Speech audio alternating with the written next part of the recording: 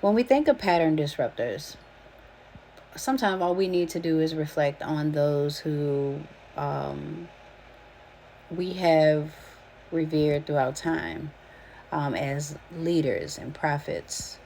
And for this video, I'm going to, since we just left Easter season and people were celebrating Easter, I'm going to go into the realm of um, the pattern disruptor represented within Jesus Christ.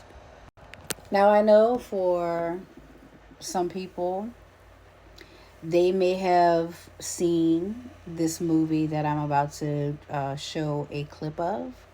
But what it is that this is the movie, this scene that I'm about to show you was the thing. If I had not expressed enough of my pattern disrupting in my life, when I watched this scene and I understood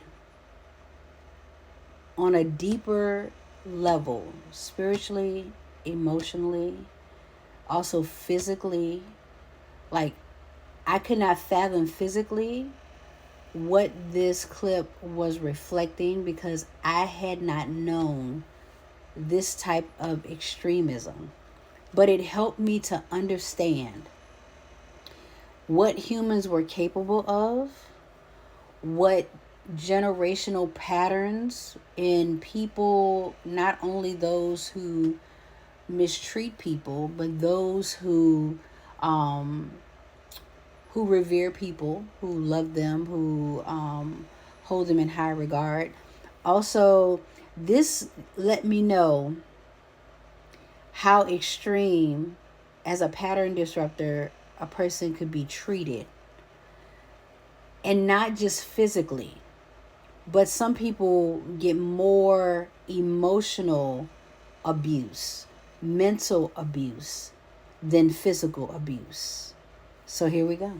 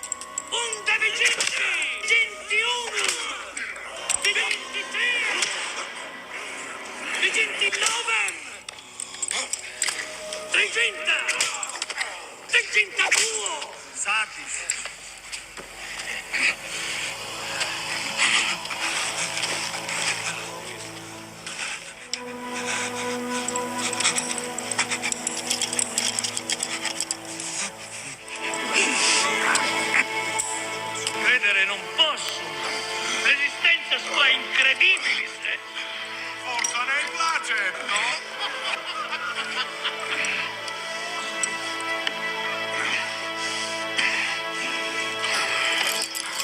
Monstro nobis quod bepur. Prova e stud. Quale? Nime soc parvo. Gusta! Gusta!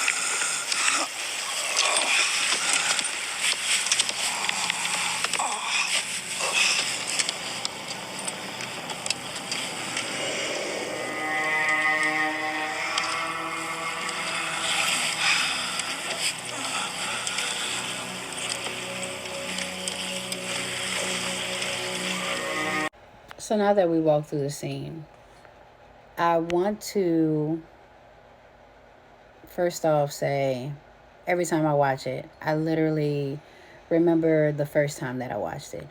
And I was amazed that because I had seen the background where they had spoken to the man, and he said that he actually wanted to go through the actual beating himself, the actor who played Jesus Christ in this movie, because he wanted to understand. And many times within when we're doing in any type of healing process, we want to understand what something felt like, what actually happened, so that we can make it real for ourselves. And so when I use this video concerning like pattern disrupting, that the way that this beating was carried out, it disrupted the normal pattern, because everyone that ever received this type of beating, it may not have been this extreme, and they were trying to make an example of him. The other part is people were laughing and making a mockery of the fact that that he stood up, that he, basically that this is what he was choosing. And so when you choose your path does not have to be something where you're physically beaten or you're emotionally beaten, but it can be emotionally overwhelming until you come into the knowledge of what's truly happening. Unawareness can be heavy.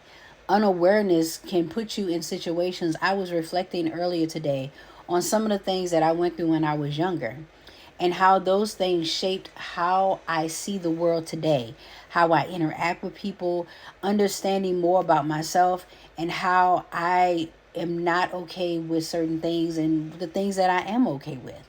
And so it's taught me so much about myself, understanding that I have a right to have preferences. I have a right to not want to do what is considered to be the norm of everybody else, including my generational line. I also don't have to stand for these ideologies that have been put in place, that are fear-based, that are guilt-based, that are shame-based, to keep me from being myself. There is a whole system.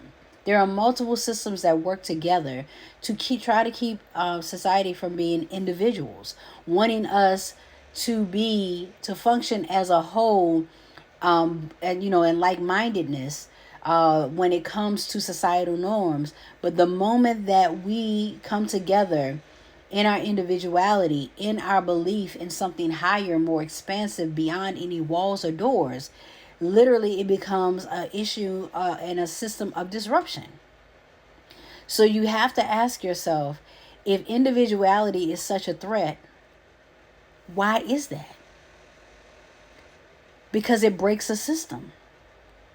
I always say that the moment that we get tired of something and we all show up, when women get tired of their bodies being policed and they all show up and protest and lobby and say this is enough, when we get tired of children disappearing or women disappearing or men disappearing and we all show up, and I mean show up like physically in numbers, show up like not just at polls but physically show up in places, like in droves, like just show up to make a physical presence, to when we do the spiritual work as a collective, all together, not just individually doing work, but as a collective coming together and sending out energies that will assist. When we do those things, when we are truly wanting change, the system will not be able to handle the level of disruption that we will bring.